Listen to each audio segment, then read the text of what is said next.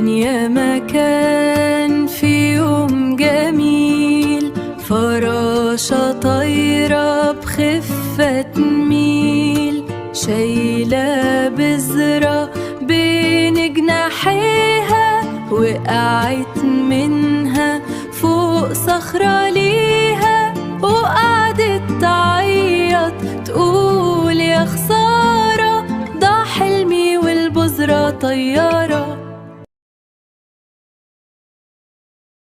كان يا مكان في يوم جميل، فراشة طايرة بخفة تميل، شايلة بذرة بين جناحيها، وقعت منها فوق صخرة ليها، وقعدت تعيط تقول يا خسارة، ضاع حلمي والبذرة طيارة.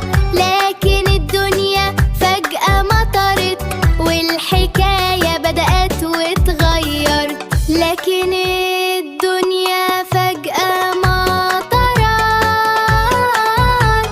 والحكاية بدأت واتغيرت.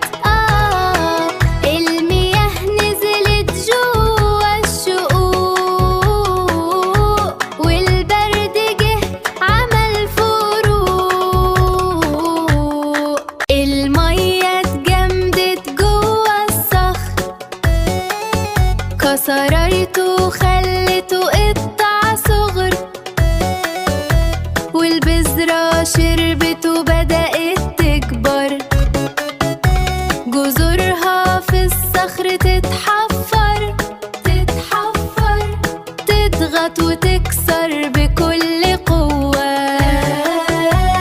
دي تجوية ميكانيكية حلوة. لما الحركة فجأة تقف، الرواسب تبدأ تتصف، تتجمع هنا وهناك، وتعمل أشكال حلوة بذكاء، زي دلتا نهر النيل الجميل، تربة خصبة وخير كتير، وكثبان رمل على الشط، وجبال رمل في الصحراء فوق بعض. ده ترسيب يا حبايب، مياه